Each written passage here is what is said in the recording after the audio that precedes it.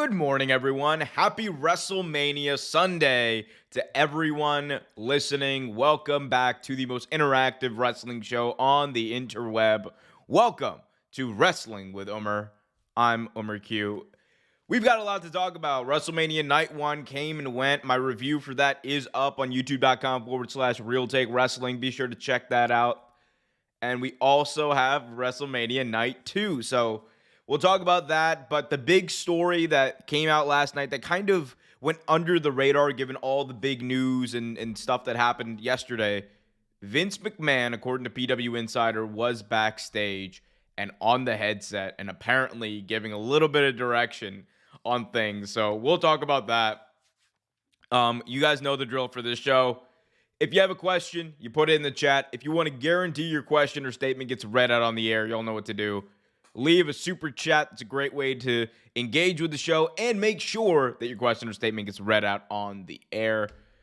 But if you can't, and even if you can, please still hit that like button, subscribe, and hit that notification bell. Again, fun stuff we're going to talk about here because Vince might be back, and I think he's inching his way back, I should say.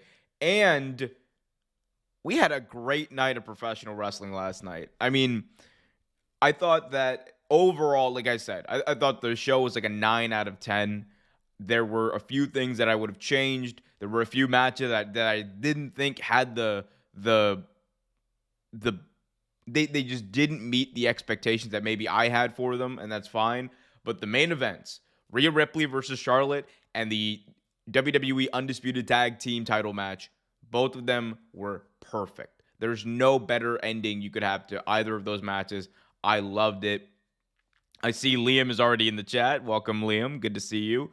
Says, well, what can you say, pal? He's an Homo sapien. Oh, no. Big night for Omos as he's wrestling Brock Lesnar tonight. We got Liam also saying, I'm also vibing with the music. Oh, yes, the background music that I will hopefully have for the podcast. Anyway, we'll try to do that. But if you're listening, by the way, on Spotify or Apple Podcasts, be sure to leave a 5-star review if you haven't already done so. But let's start with the big story of the day, that being Vince McMahon. So, according to PW Insider, Vince McMahon is said to have been backstage at WrestleMania last night with his own office, and he was with his own office, which was said to be positioned near Gorilla. The report also states that McMahon had been giving feedback, asking questions, and commenting on the show's headset, and is not just visiting like he did on March 6th. So when the report surfaced that Vince was back on the March 6th edition of Raw, a lot of people said, well, he's only there for John Cena, and he's not going to be, on the headset. He's not going to be in Gorilla. He's not going to be doing anything like that. Which, look, that night, sure, that was going to be the case. But this is just part of the process that's going to play out. Vince is going to eventually be, I don't know whether it's a partnership with Triple H or what have you, but I do think that eventually Vince is going to be one of the key people in creative. And he already is. Triple H has already said that he is bouncing ideas off of Vince, that Vince does have a bit of creative input, and that's no secret. He's not even tried to hide that. What's worrying, if you're a talent, right, and if you're an on-air talent especially, is not just Vince's presence there. Now, I've gone over this a million times. Someone who is accused of doing the things that Vince McMahon has been accused of doing should not be around talent. They should not be around their employees. That's absolutely stupid. And it's a liability if you ask me. I think no company in their right mind would do that except for WWE, because 9 out of 10 times they're not. And it's the weirdest thing because WWE, because they're professional wrestling, they fall under the radar like no other billion-dollar company does. And it's a damn shame because you let a guy like this around your talent, a guy like this around your female employees, a guy like this around all your employees. It's a detriment to them, and it's a detriment to your company. If you don't care about your employees, that's one thing. You don't even care about your company. It shows where their priorities are. Like their loyalty to Vince McMahon trumps everything else. So, unfortunate situation there. However, from a wrestling standpoint, I also think that this is cause for concern, and people can understate it as much as they want. I've been crystal clear about this. The second Vince announced that he was coming back, I said, eventually he's going to work his way back into creative.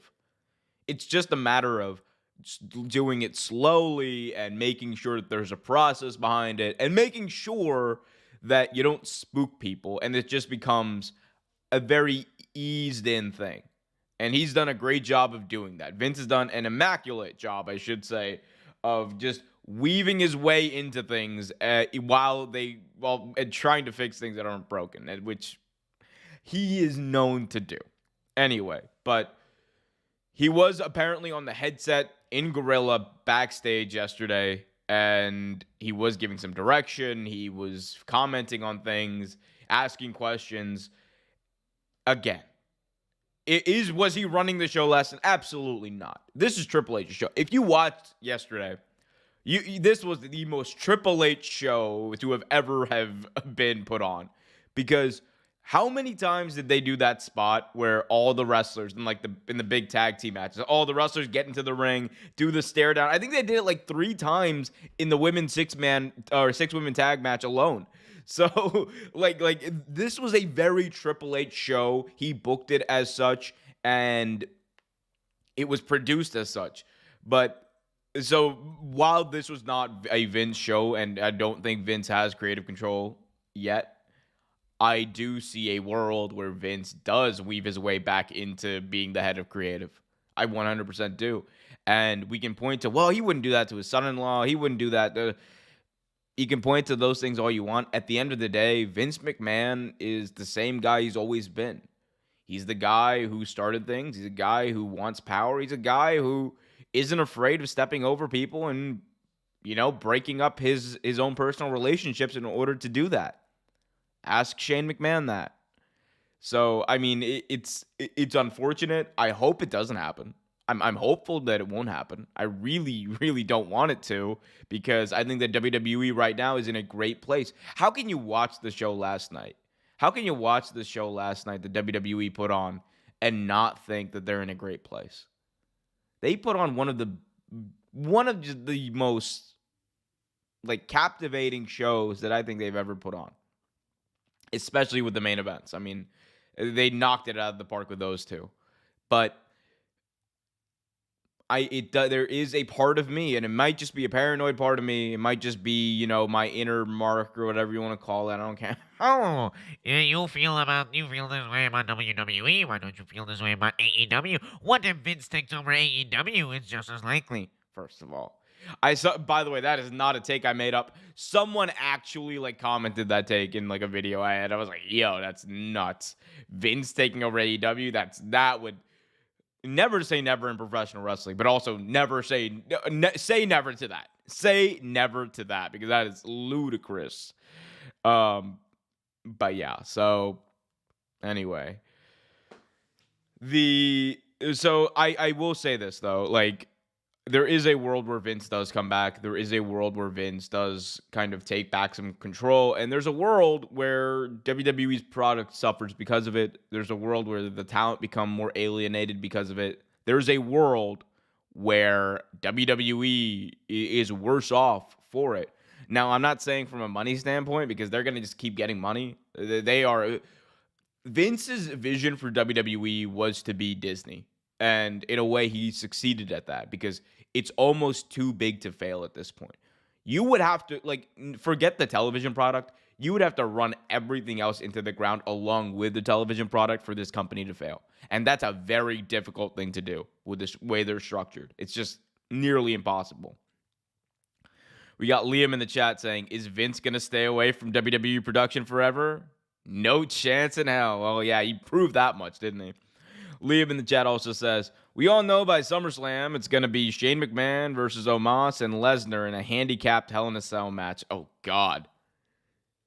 That would be interesting. Not even Shane McMahon and Lesnar versus Omos. It's Shane McMahon versus Omos. Why would it? And then Shane's gonna go out there, wrestle for 30 minutes, do his coast to coast on both people. He's gonna end up losing, but he's gonna be like, oh my god, Shane McMahon, he's tough as all hell. It's like when Bad Bunny, you remember when Bad Bunny, by the way, I love Bad Bunny in WWE. I think it's amazing. But y'all remember when Bad Bunny came back to the Royal Rumble like 2 years ago, or was it? It wasn't this year. It was the year before. He came back to the Royal Rumble and he like was just doing the craziest stuff. My man was like he was over like Rover, and he was like he was better than like half the people in the match at that point. He was doing Canadian destroyers. He was taking bumps. He was like one of the final like I think like 5 or 6 people in the match. So I mean like Bad Bunny was out there like that. So, I mean, like, that's basically what they built Shane McMahon to be. By the way, Shane McMahon was also one of the final people eliminated in that Royal Rumble. Again, that Royal Rumble, one of the worst Rumbles we've seen in a while. But yeah, again, might be paranoid, but I'm telling you, like, don't knock it. Don't knock the idea of Vince returning. It is very well possible that he does return. Going back to WrestleMania last night, I discussed this a little bit in my review. By the way, go check that out in the archives if you haven't already done so. It's a 30-minute long whopper of a review where I just talk about everything that happened. So please go check it out. But the last night, I think was obviously an emotional night for all the talent involved. But that ending sequence where we saw Sami Zayn kind of like hold Jey Uso, and like he already hit him with 2 haluva kicks, and then he looks at Jey and he says, "You made this choice," and he just hits him with that 3rd one. Man, it was so good. It was so good. And that moment of them winning, like, it's still, like, it didn't hit me until his music played and he came out. It didn't hit me until I saw it. I was like, Sami Zayn's main eventing WrestleMania. That's crazy. Because if I had told you that 2 years ago, you'd think that I was utterly insane. But we're here, and there's almost no other option that could have been, that you could have taken. Like, you had to put Sami Zayn in the main event. You had to put this match in the main event of WrestleMania.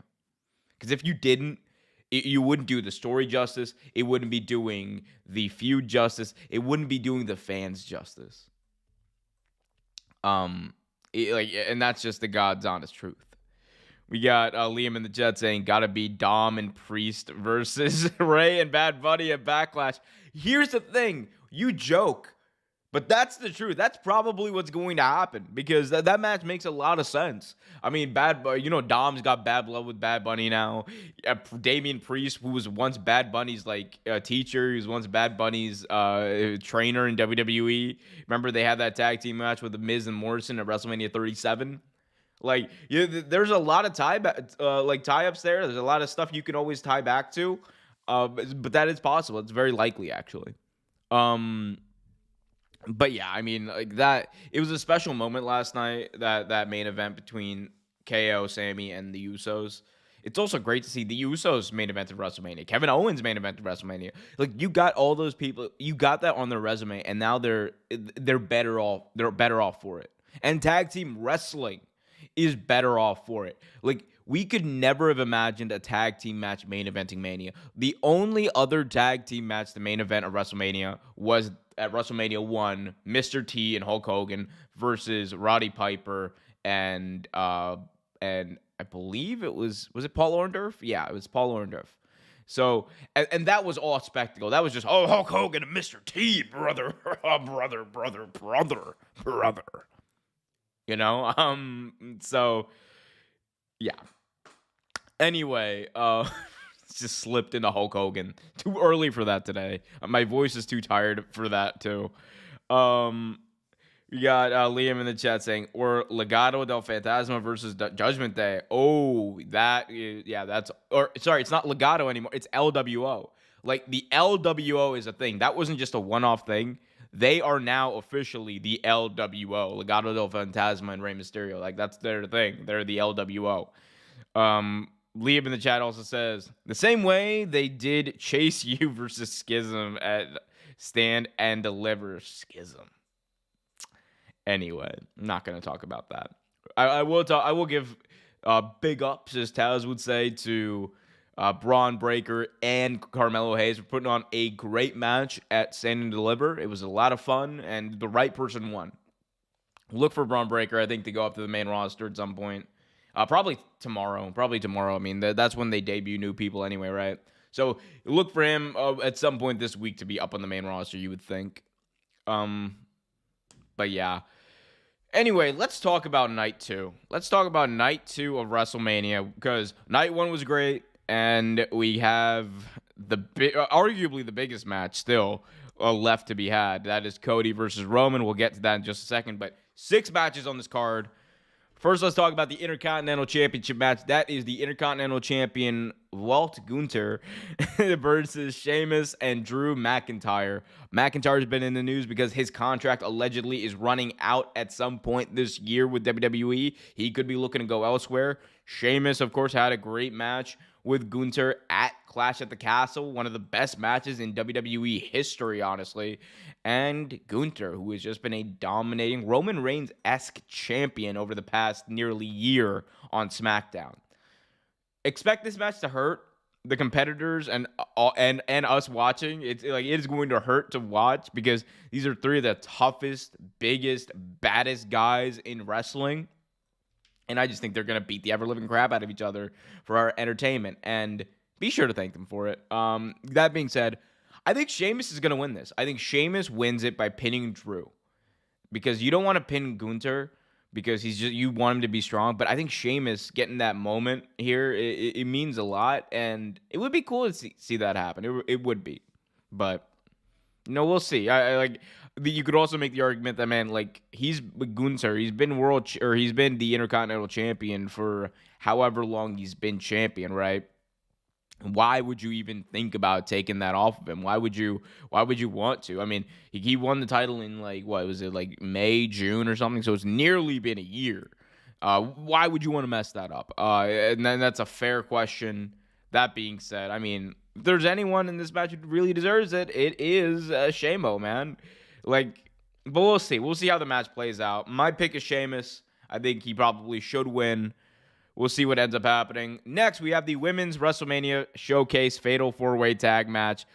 Liv Morgan and as Michael Cole would say, Raquel Rodriguez versus Natalya and Shotzi versus Ronda Rousey and Shayna Baszler versus Chelsea Green and Sonya Deville. Much like the men's showcase match, there's nothing at stake in this match. Maybe the winners probably could be in line for a WWE Women's Tag Team title match. Ayo. So, conventional wisdom would tell you that, maybe the baby faces are probably going to go over because it's a showcase match and it's supposed to be hard hitting but feel good. If Ronda Rousey and Shayna Baszler don't win this match and challenge for the tag team titles, and we don't get Becky Lynch versus Ronda Rousey in some way, shape, or form, I'm going to be the only person in the universe mad, but I'm going to be mad. I've been waiting for this one-on-one matchup to happen. It's a damn shame it hasn't happened. It's a damn shame Ronda Rousey versus Becky Lynch didn't happen. And granted, they're not as hot as they used to be, obviously, as far as wrestling, as far as the feud, I'm saying. Get your mind out of the gutter, people. But obviously, the feud isn't as hot as it used to be.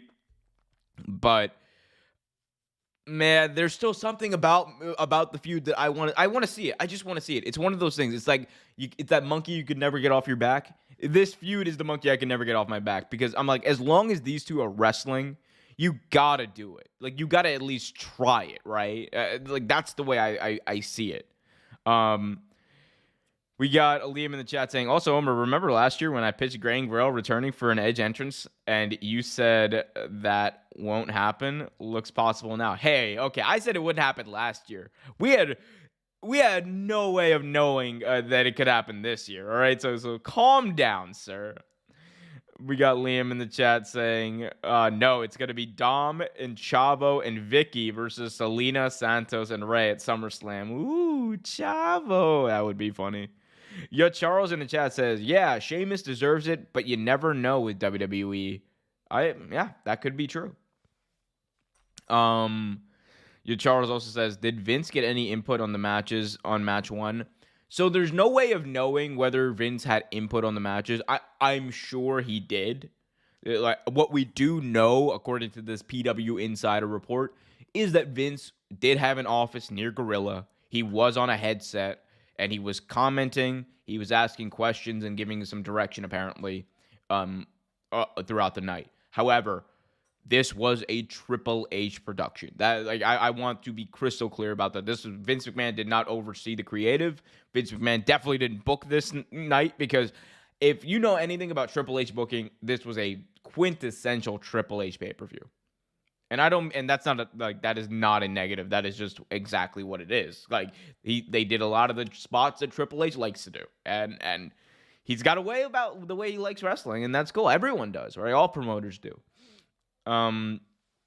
But yeah, like I assume though Vince will have more creative input as things go on. Just my hunch. But yeah, I think Ronda Rousey and Shayna Baszler should get the win. You want to put them over as the badass ass kickers that they are? Do it. And this is the match to do it. And just have them run a roughshod through the entire women's division. Next, Hell in a Cell. The Demon, Finn Balor versus Edge. This is where Liam was talking about, where we might get a WrestleMania entrance, or a special WrestleMania entrance with Gangrel and the Brood. I think there was talk about Christian maybe showing up, but he apparently is still contractually signed with AEW. So it would be a weird situation if that were to happen. I mean, Tony Khan would have to sign off. And if recent comments are any indication, Tony Khan is not about doing business with WWE right now, and vice versa. I mean, WWE was tampering with contracts in AEW, trying to reach out to talent, trying to undermine AEW's talent. And on the flip side, Tony Khan said a lot of not so nice things about WWE, and basically called him out for it. Which, I mean, I'm not gonna get too much into that, because then people will think, oh, look at you taking sides in a feud that has nothing to do with you. and that's precisely why I won't talk about it. It's got nothing to do with me. I will talk about it in a wrestling sense, but we'll see. That being said, I don't really think Christian would show up. It would be a cool thing if he did, and it would be a cool indication of where things are with AEW and WWE. WWE, maybe we could see some crossover in the future, but who knows? All that being said, Edge versus the Demon, Hell in a Cell. Edge is probably going to win, but I really want Finn Balor to win. The only way that I want Finn Balor to lose this is if I fantasy booked this in an earlier video, but which, by the way, you guys should check out, where Jay White would debut. And if Jay White would debut and basically beat down Edge after this match, oh boy, business would pick up, wouldn't it? I'm just saying. Not likely, but there's a chance. Up next, I'm not going to spend a lot of time on this. Brock Lesnar versus Omos with MVP at his side. All the Homo sapiens are going to be really mad, but it is Brock Lesnar's time still in 2023. This dude is going to break Omos. That is all I will say about this match. That is because there's nothing they're gonna do a spot where it's like, oh my god, he's clotheslining him. I can't believe he did that. I can't believe he did. They're gonna do all that stuff. But at the end of the day, Brock wins low. That's just how it is. We all know it.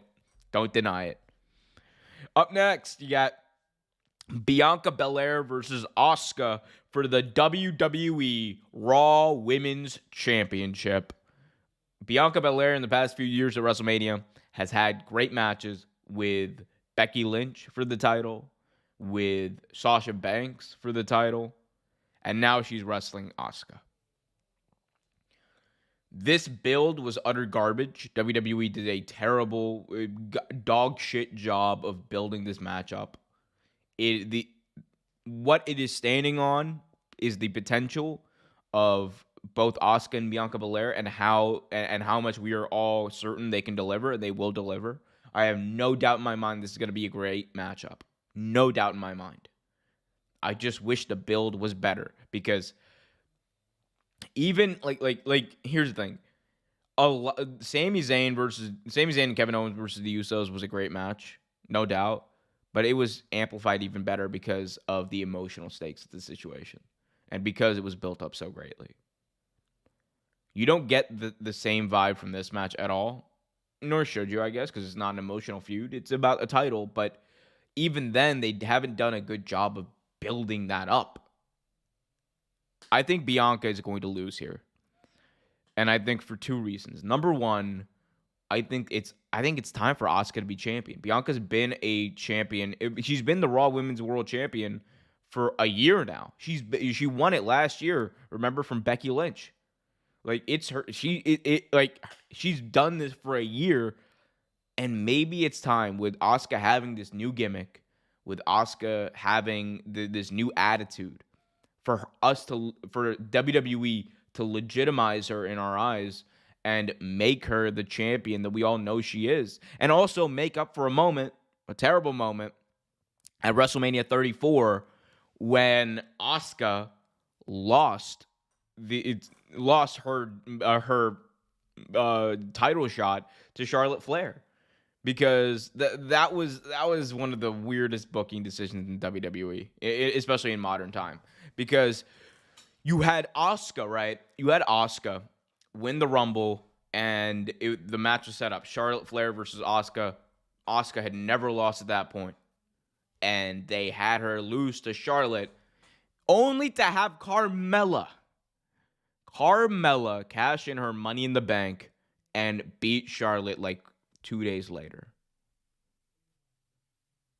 The unmitigated gall of this company. They better have Asuka win. I love Bianca Belair. I think she's one of the best performers in the entire world. It's Asuka's time, though. Finally, by God, finally, the main event for the undisputed WWE Universal Heavyweight Championship of the world. Yes, that sentence made sense. You have the challenger, the son of a plumber, the American Nightmare, Cody Rhodes, taking on the WWE undisputed WWE Universal Heavyweight Champion. They really need to. I really hope the rumors about this new belt are true, because I'm getting really tired of having to say undisputed WWE Universal Heavyweight Champion every time I talk about this belt. I'm getting real tired of it. It's too long of a title. I'm just like, come on, let's just condense it down, make it one belt, the undisputed WWE Champion. Just do that. That's fine. Anyway, but Roman's been champion for 939 days, one of the longest world title reigns. There we go. That's English. One of the longest world title reigns in recent memory. People think that he's going to lose, man. People really think he's going to lose. I've said it before and I'll say it again. I'm at 60% that Roman Reigns will lose this title. I'm at 60% that Cody Rhodes will become the new Universal Champion. But as far as what I think should happen and what I think will, and that 40%, I think Cody's story only gets better if he loses. And I know it's not a popular opinion. I know people don't like to hear about it, but it's true. The sympathy that he would get from losing and the adversity that he would need to face. Like here's the thing, we have not seen Cody Rhodes in WWE, right, like in his current run, face adversity. And I think that he needs that in order for the story to get better, because right now he's just run a roughshod through everyone. Him and Roman haven't even touched. Cody hasn't even been really beat down by anyone. Like he's just been winning. And here's the thing, if your argument is that, well, Cody Rhodes is number one, he's the guy right now. There's no one who's more over than Cody Rhodes right now. And there's no one right now, and Cody Rhodes will not be any more over. If that's your argument, I hear you, and it's a valid one. That's why I'm 60-40 on this. And that's why I don't think it would be a bad thing if Cody won, but I don't know, man. I don't know. I think there's a little more meat on the bone. There's just a little more meat on the bone. I want to eat the rest of it. I don't know. That's a bad analogy, but it is what it is. Guys, this was a lot of fun. WrestleMania Sunday, at the time of this recording. Some of you, by the time you're listening to this, have already seen WrestleMania both nights. So if you did, sorry you had to go through this preview. If you didn't, I hope you liked the Vince McMahon news that we talked about at the top of the hour. Anyway, guys, if you haven't already done so, do me a big time favor. Go over to youtube.com/Real Take Wrestling and subscribe if you're listening on Spotify or Apple Podcasts. Also, if you're listening on a podcast platform, be sure to follow us and leave a 5-star review. Go over to Twitter @RealTakeW. That is @RealTakeW for all our Real Take Wrestling updates. You can follow me on Twitter if you really want to @OMERQ Show. Until next time, happy WrestleMania. Be happy, be healthy, and as always, keep it real.